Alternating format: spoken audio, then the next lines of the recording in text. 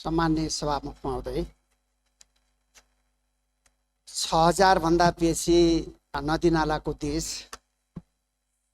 प्राकृतिक हिसाबले प्रचुर सम्भावना भएको देश, पिउने पानी तथा सरसफाई, सिंचाई, पशुपालन तथा मत्स्यपालन, विद्युत विकास, यातायात, आमोद प्रमोद लगायतका विभिन्न क्षेत्रहरूमा प्रयोग गरेर जलस्रोतलाई अत्यधिक उपयोग गर्दै राष्ट्रको समृद्धि प्राप्त गर्नुपर्ने आजको आवश्यकता जुन ढङ्गले देखा परिरहेको छ, यसलाई सम्बोधन गर्ने गरी नेपाल सरकारले जलस्रोतको विकासको लागि आवश्यक पर्ने नीति कार्यक्रम र बजेट विनियोजन गर्न सकेन। यसकारण मैले खर्च कटौतीको प्रस्ताव पेश गरेको छु।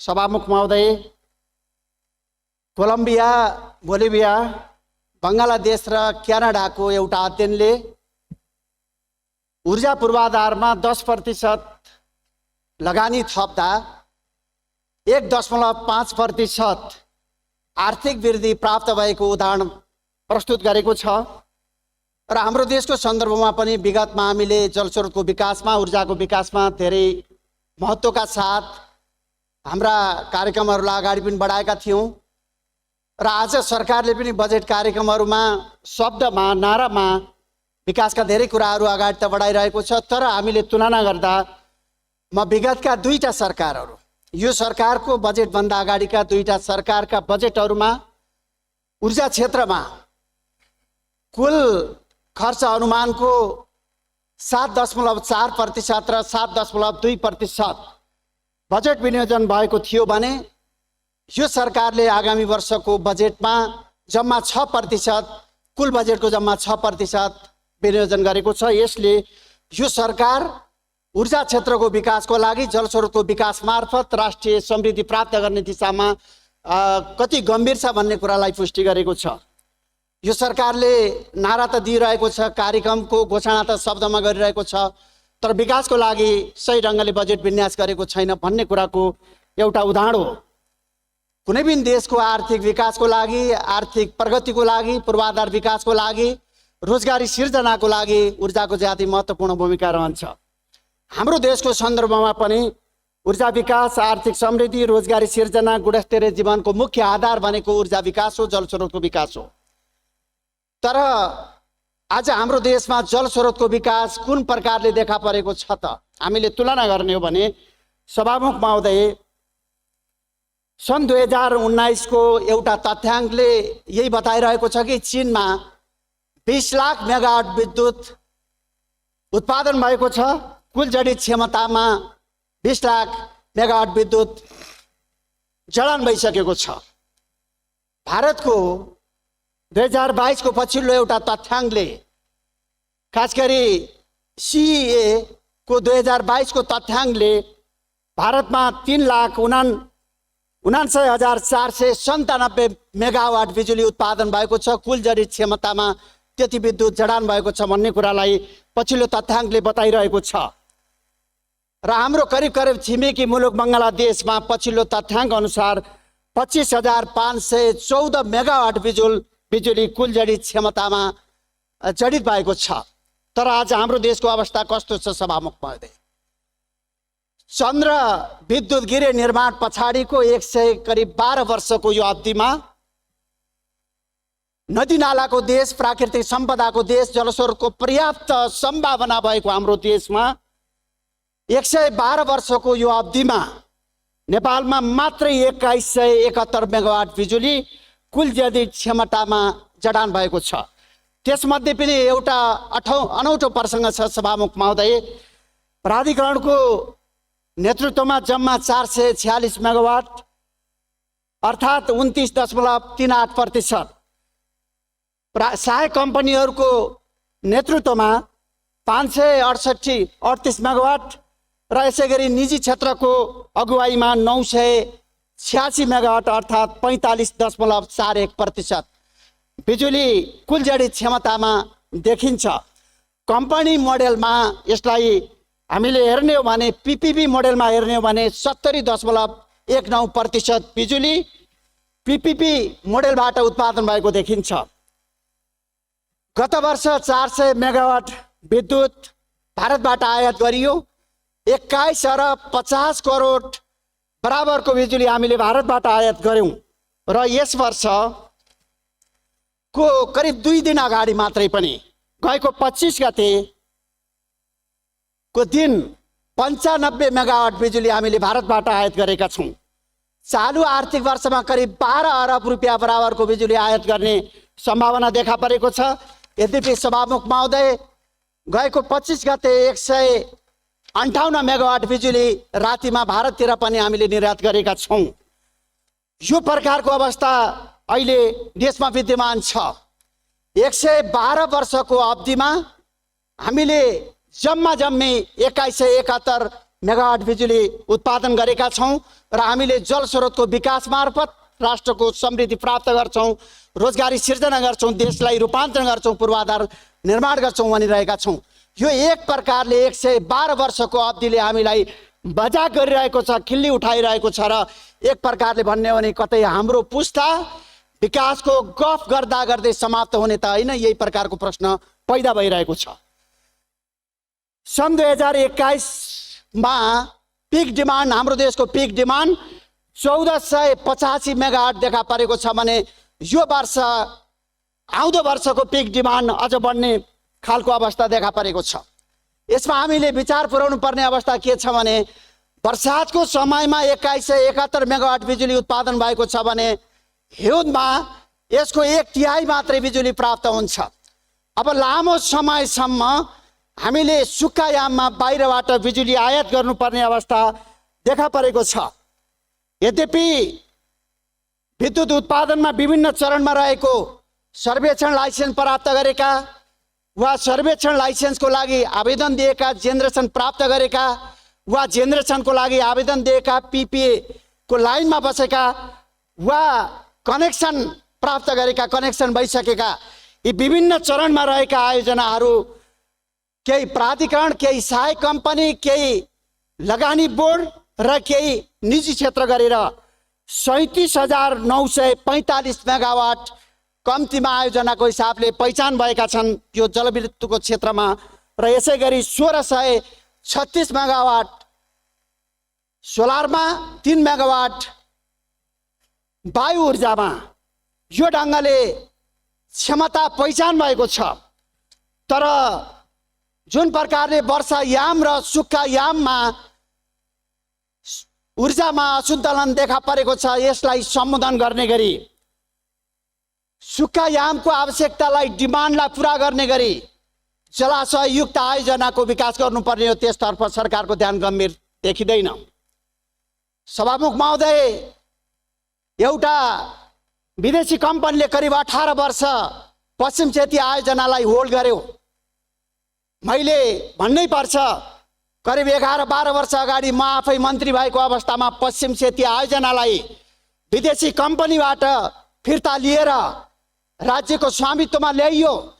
तर आज 11-12 वर्षको अवधिसम्म पश्चिम क्षेत्रीय आयोजना जुन ढङ्गले अगाडि बढ्नु पर्दथ्यो, निर्माणको लागि अगाडि बढ्नु पर्दथ्यो, अहिलेसम्म व्यवहारिक छ। चाहे पश्चिम क्षेत्रीय होस्, चाहे अरू प्रकारका जलाशययुक्त आयोजना हुन्, चाहे अरू प्रकारका ठुला आयोजना हुन्, यी आयोजनाहरूमा कतै न कतै जिम्मेवार व्यक्तिहरूबाट, सरकारका व्यक्तिहरूबाट जुन प्रकारको अवांछित स्वार्थ र अपारदर्शी तरिका देखा परेको छ, यसले आयोजना निर्माणको लागि, आयोजना अगाडि बढ्नको लागि समस्या पैदा भएको छ। 11-12 वर्ष अगाडि राज्यको स्वामित्वमा आएको पश्चिम सेती निर्माण जाने अवस्थामा थियो, तर आज के कारणले रोकिएको छ अहिले पनि त्यसको कुनै टुङ्गो छैन।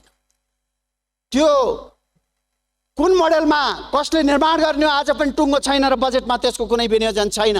पश्चिम क्षेत्रीय आयोजना जो निर्माण गर्नको लागि तयारी अवस्थामा छ, आज त्यो आयोजना व्यवहारिक बनिरहेको छ। कतै यसका पछाडि एउटा अवांछित स्वार्थ त जोडिएको छैन, कतै राजनैतिक र अवांछित स्वार्थ जोडिएको छैन। म प्रश्न गर्न चाहन्छु सभामुख महोदय, नेपालमा एकातिर हामी आयोजना निर्माणका कुरा गरिरहेका छौं,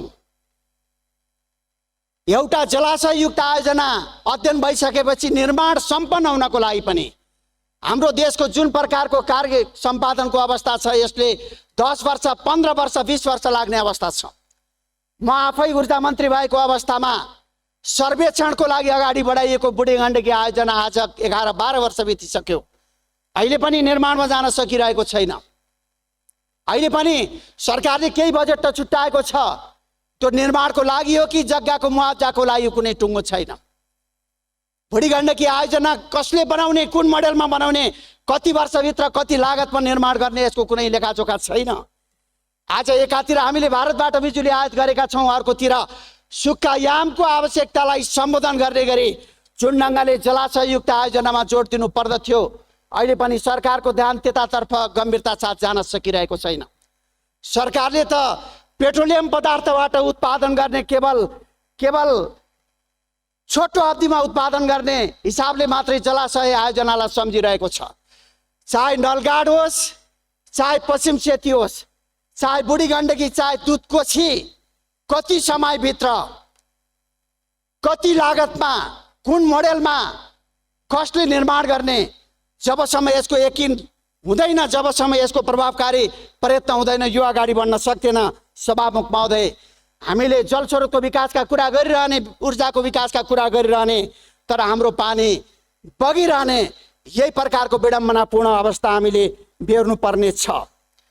आज एकातिर नेपालको पानी जनताको लगानी सुन्दा यो अत्यन्तै मिठो एउटा नारा अगाडि सारिएको छ, नेपालको पानी जनताको लगानी, तर अर्कोतिर 49 करिब 44% योगदान भएको निजी क्षेत्रले आयोजनाहरू पहिचान गरेको छ, लाइसेन्स प्राप्त गरेको छ, 9000 मेगावाट PPA को लाइनमा बसेका छन्। तर सरकारले एकातिर भारतबाट सुक्खा मौसममा ऊर्जा आयात गरेको छ, विद्युत आयात गरेको छ, अर्कोतिर PPA रोकेर बसिरहेको छ। मैले बुझिरहेको छैन सभामुख महोदय, नेपालको पानी जनताको लगानी भनेको के हो मैले बुझिरहेको छैन।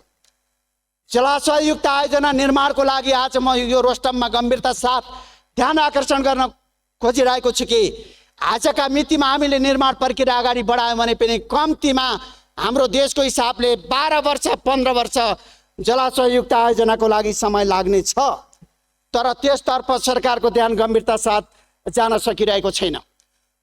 दुधकोशी, माथिल्लो अरुण, बुढी गण्डकी, नलगाड, पश्चिम सेती, सेती 6, चैनपुर सेती, फोरकोट कर्णाली, जगतुल्ला, तामाखुसी 5औं, सिम्बुवा खोला, धुन्चा खोला, मादी खोला आयोजनाहरूको सन्दर्भमा मिठा शब्दहरू प्रयोग गरिएको छ। कार्यान्वयनमा अघि बढाइनेछ, निर्माण कार्य अगाडि बढाइनेछ, कार्यान्वयन लगिनेछ, उत्पादन कार्य अघि बढाइनेछ जस्ता शब्दावलीहरू पनि बजेटमा पर्याप्त प्रयोग भएका छन्। मैले नेपाली शब्दकोशका यी शब्दहरूलाई बुझ्न सकिरहेको छैन सभामुख महोदय।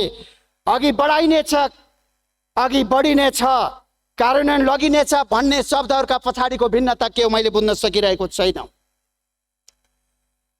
आज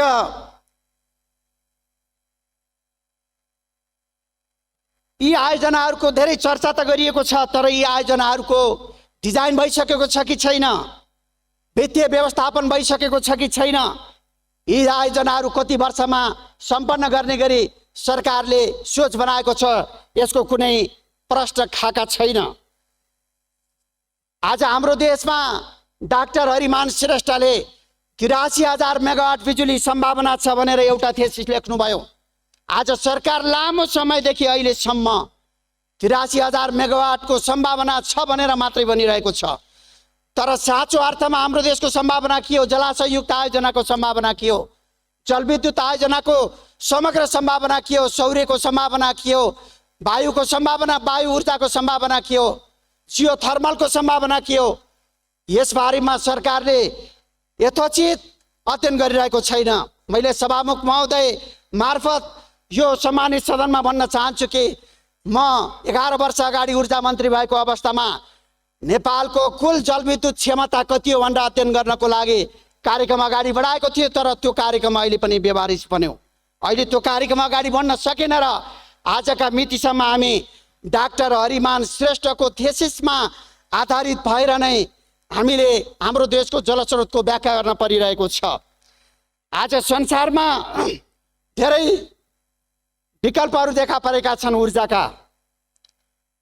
नूतन वैकल्पिक ऊर्जा, हाइड्रोजन, जियोथर्मल र सोलर लगायतका विभिन्न ऊर्जाहरूको प्रयोग र विकास मार्फत आज दुनियाँका धेरै देशहरूले तरक्की गरेका छन्।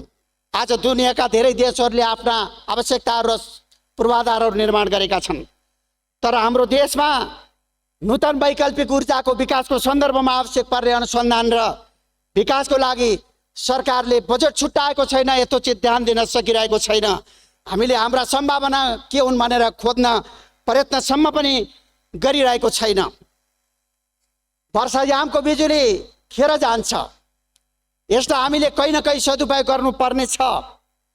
व्यावहारिक हिसाबले हामी समाधान खोज्नुपर्ने छ पनि। सरकारले यसको लागि खपत बढाउने गरी इन्डक्सन चुलोको बजेट मार्फत एउटा ठुलै नारा पनि दिइरहेको छ। तर सभामुख महोदय, एउटा विडम्बनापूर्ण अवस्था कस्तो छ भने हामीले सामान्य बत्ती बाल्दा पनि कहिलेकाहीँ लोडले थेक्न नसक्ने अवस्था हामीले व्यवहारमा भोगिरहेका छौँ। इन्डक्सन चुलो, सभामुख महोदय, म राख्दैछु, इन्डक्सन चुलो प्रयोग गर्नको लागि प्रत्येक परिवारलाई इन्डक्सन चुलो वितरण गर्ने कुरा त सरकारले गर्यो, तर एउटा इन्डक्सन चुलो 2 किलोवाट क्षमताको इन्डक्सन चुलो प्रयोग गरेर 60 लाख परिवारले एकैपटक 1 घण्टा बिजुली प्रयोग गर्ने हो भने हाम्रो देशको लागि 12,000 मेगावाट बिजुली आवश्यक पर्दो रहेछ। तर आजको मितिमा 2171 मेगावाट मात्रै बिजुली छ। विद्युतीय सवारी साधनको त कुरै छोडौँ, आज विद्युतीय सवारी साधनलाई सरकारले कर लगाएको छ। आज दुनियाँको विकास जनताको जीवन मापनको हिसाबले प्रति व्यक्ति वार्षिक विद्युत खपत कति छ भन्ने कुरा जनताको जीवन मापनको एउटा महत्त्वपूर्ण आधार हो। सन् 2019 को EIA को एउटा तथ्याङ्कले आइसल्यान्डका जनताहरूको प्रति व्यक्ति वार्षिक विद्युत खपत 51,679 युनिट, नर्वेमा 23,000 युनिट, चीनमा 5,885 युनिट, भारतमा 1,208 युनिट र नेपालमा 229 युनिट मात्रै छ। हामीले 400 युनिट बनाउने त भनेका छौँ। 400 युनिट बनाउनको लागि कम्तीमा अहिलेको विद्युत क्षमतालाई हामीले कम्तीमा 70% क्षमता हामीले वृद्धि गर्नुपर्ने छ। दिगो विकास लक्ष्य 2030 प्राप्त गर्नको लागि हामीले 1500 युनिट हामीले खपत गर्नुपर्ने छ। प्रति व्यक्ति वार्षिक युनिट 1500 युनिट पुर्याउनु पर्ने छ। 1500 युनिट पुर्याउनको लागि हामीलाई 15,000 मेगावाट विद्युत आवश्यकता पर्दो रहेछ। तर आज हाम्रो उत्पादनको अवस्था यस्तो छ। सभामुख महोदय, नेपालमा विद्युत विकासको पर्याप्त सम्भावना छ। फेरि पनि खास गरी 2012 सन् 2012 देखि समय सकियो। सभामुख महोदय, म सक्नै थालेँ, मैले थोरै समय पाऊँ। सभामुख महोदय, सन् 2012 देखि 2021 सम्म घरेलु र औद्योगिक उत्पादनमा करिब 70 र 78% ऊर्जा खपत भएको छ। यो बाहेकका क्षेत्रहरूलाई हामीले विस्तार गर्ने हो र खास गरी विद्युतीय सवारी साधन उद्योगको विस्तार, एलपी ग्यासको विस्थापन, प्रति व्यक्ति खपत दरमा वृद्धि, सेवा क्षेत्रको विकास, विद्युत मार्फत हाइड्रोजन ट्रान्सफर्म गरी रासायनिक मल उत्पादन लगायतका क्षेत्रहरूको हामीले विकास गर्ने हो भने पर्याप्त खपतको सम्भावना देशभित्र रहेको छ। र सभामुख महोदय, मैले सक्न थालेँ। बाह्य हिसाबले हामीले हेर्ने हो भने यही 2021 मा 197 देश सहभागी भएको कोप 26 समिटले net zero carbon emission roadmap तयार गरेको छ, जसमा 2030 सम्म 38% कार्बन इमिसन घटाउने भन्दा प्रतिबद्धता व्यक्त गरिएको छ, जसका लागि कम्तीमा 3 गुणा हरित ऊर्जाको विकास गर्नुपर्ने आवश्यकता छ। 2050 सम्म कार्बन इमिसन जिरो गर्ने घोषणा गरिएको छ। 2050 पछाडि फोसिल फ्युलमा लगानीलाई शून्य गर्ने कुरा घोषणा गरिएको छ। हाम्रो छिमेकी मुलुक भारतमा आज पनि करिब 4 लाख मेगावाट बिजुली मध्ये 59.1% फोसिल फ्युल प्रयोग भइरहेको छ र बङ्गलादेशमा 98% फसिल फ्युल प्रयोग भएको छ। यदि यो फसिल फ्युललाई घटाउने हो भने हाम्रो बिजुली हामीले भारतमा निर्यात गर्ने पर्याप्त सम्भावना रहेको छ। यो सम्भावनालाई समेत मध्यनजर गर्दै एकातिर वर्षायाम र सुक्खायामको असन्तुलनलाई सन्तुलित गर्ने गरी आरओआर अर्ध जलाशय र जलाशय आयोजनाहरू निर्माण गर्नुपर्ने छ। जलविद्युत र हामीले वैकल्पिक ऊर्जाको हामीले मिश्रणका साथ विकास गर्नुपर्ने छ र अर्कोतिर नेपालभित्रको खपत बढाउँदै हामीले सम्भावित देशहरूमा निकास गर्ने गरी हामीले ठुलो तयारीका साथ अगाडि बढ्नुपर्ने छ। यसरी नै हामीले हाम्रो देशको विकास गर्न सक्दछौँ। र अन्तिममा सभामुख महोदय, नदी नियन्त्रणको लागि हामीले गुरु योजना निर्माण गरेर अगाडि बढ्नुपर्ने छ र नेपालमा कुल खेती जमिन 26,41,000 हेक्टर मध्ये सरकारको तथ्याङ्क अनुसार 15,20,000 हेक्टरमा सिंचाइ पूर्वाधार पुगेको छ। यसमध्ये 4,50,000 हेक्टरमा 12 महिना सिंचाइ पुगेको छ र हामीले 1,00,000 हेक्टरमा मात्रै 12 महिना सिंचाइ पुग्ने गरी पूर्वाधारको विकास गर्न सक्यौँ भने भारतबाट हामीले आयात गरिरहेको खाद्यान्नलाई 30% घटाउन सकिने, विस्थापन गर्न सकिने सम्भावना छ। यसलाई मध्यनजर गरेर सरकारले सिंचाइमा जुन प्रकारले लगानी गर्नु पर्दथ्यो त्यो प्रकारको ध्यान गम्भीरता साथ जान सकेन। यसकारण सभामुख महोदय, मैले खर्च कटौतीको प्रस्ताव राखेको हुँ। धन्यवाद।